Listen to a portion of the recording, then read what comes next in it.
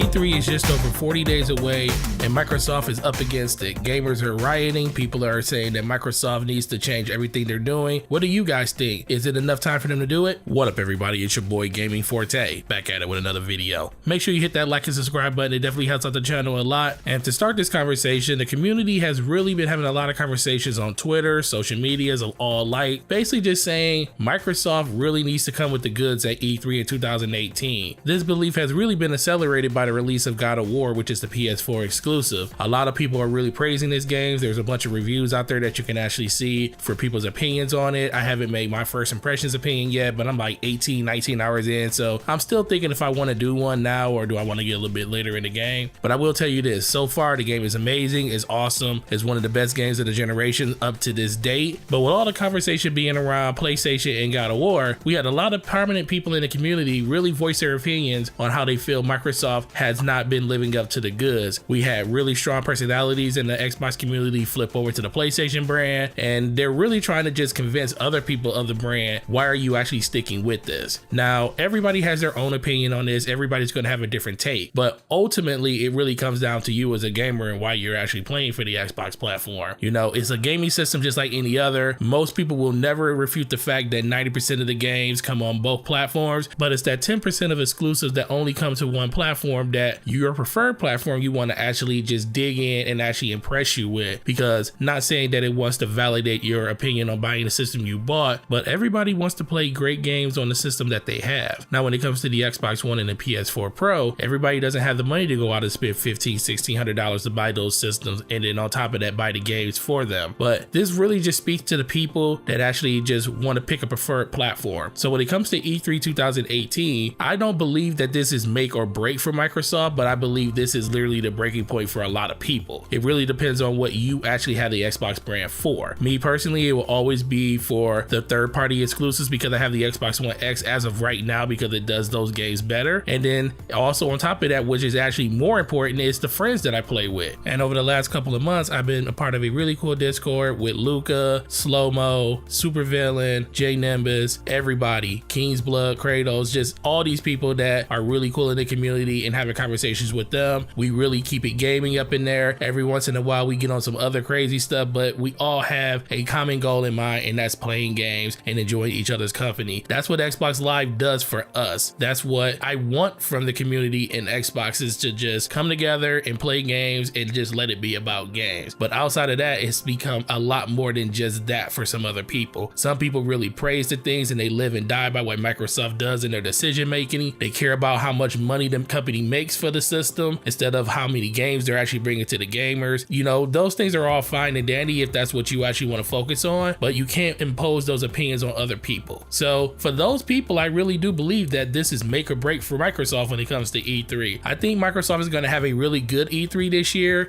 I don't know how good it's going to be because I'm tempering my expectations for that, but ultimately if Microsoft and Xbox doesn't show the goods this year at E3, that's still not going to change really my opinion on that. The fact that I like to play games with my friends, Xbox Live is still the #1 community when it comes to online gaming. I know people really like PlayStation Plus, and it's not that bad. PSN is actually pretty good, but for me, Xbox Live is the pinnacle, and if I'm going to pay for a service, that's the service I'd rather pay for. You don't want to pay for the second best service, you want to pay for the best service. And then some people are going to come back at me and say, well, what about the games? The games should out-trump any service that they have. You are absolutely right, because games are king in that regard, but friends are first for me, games are second, and then the services are third, which is the model that I always live by when it comes to Xbox and Microsoft as a whole. You know, PlayStation is a great place to play. That's why I have a PlayStation 4 Pro right now, so I can enjoy games like God of War. Does that make me less of an Xbox fan just because I have a PlayStation 4 Pro? No, it doesn't mean anything. It just means that I like to play games no matter where they are. Just because I have 2 Nintendo Switches in my house, it also means the same thing. I actually just like to play those games whenever I can play those games. And even if I didn't have those systems, would I rat on anybody that doesn't have that system and say, oh, that system sucks because you're not playing in the best place to play, which is Xbox? No, not gonna say anything like that. I just believe wherever you decide to play your games at, be happy with it and let all those trolls say what they want to say about their preferred platform and how you're missing out and all this other crazy stuff, because it really doesn't affect you, it doesn't affect me, it affects them because they have their feelings all tied up into it because you choose to play somewhere else and actually not include them into your ecosystem because they can't either afford it or they just don't like the platform. Now let's wrap this up with a nice little E3 bow, because Microsoft this year at E3 has a lot to prove. They have a lot of people to impress. They have a lot of things they need to go over. Is this make or break for me? No. I feel like Microsoft still has a lot to do, a lot to earn, and a lot of people to impress out there, but that's not what is going to dictate how I feel about Microsoft going in the future. I'll tell you exactly what will make me want to change my mind and just go back on everything I'm saying now. And that's the fact that after these 2 years or year, or however long it takes for them to get to the next system that comes out, Microsoft needs to have stuff in place for this not to happen again. They can't come out with a new system and then just release all their games up front and not have a roadmap plan for the next 4 to 5 years. The one thing that I really like about what Sony does is a lot of people don't like that they show their games early, but for me, that is something that gives me a roadmap to let me know exactly what's coming out over the course of a couple of years, because Days Gone has been shown a couple of times now, and by the time that game comes out, it will be 3 years later from the initial time that they showed it, but people know that game is coming. Microsoft needs to adopt that same philosophy and start showing these games, even if they put a trailer up on the screen like Last of Us 2. That was very impactful for Sony. They showed that 3 years ago, and people are still excited for that game no matter when it actually comes out. But they put that roadmap out there, and people are willing to wait for it because they know Sony is going to deliver the goods when it comes to the type of quality that game is going to have. Microsoft needs to adapt the same thing, and if they do that going into the next generation, all will be fine. Gamers will come back and we'll have a completely different narrative in 2019, 2020, whenever this system releases. But if they can't do that, then everything falls apart, and then people can start leaving in drones to go different places, PC, PlayStation, Switch, wherever you want to go. But ultimately, that's what I think. What do you guys think? How much longer does Microsoft have to basically hold on to your money or for you to keep your system before they completely lose you altogether? I definitely want to talk about that in the comment section. And on top of that, do you think this is make or break at E3 2018 for them? Definitely want to hear your takes on it. For me, like I said, it's not, because I'm looking at the longer tail of it. But if it is for you, that is your right, that is your opinion, and nobody can take that away from you. So guys, like I always say, thanks for watching this video. Sub to the channel if you haven't. Like this video if you like the content. It definitely helps out the channel a lot. Turn on those notifications. Gonna let you know the next time one of my videos go live. It's your boy Gaming Forte. You guys have a great week, and I'm gonna talk to you in the next video. Peace.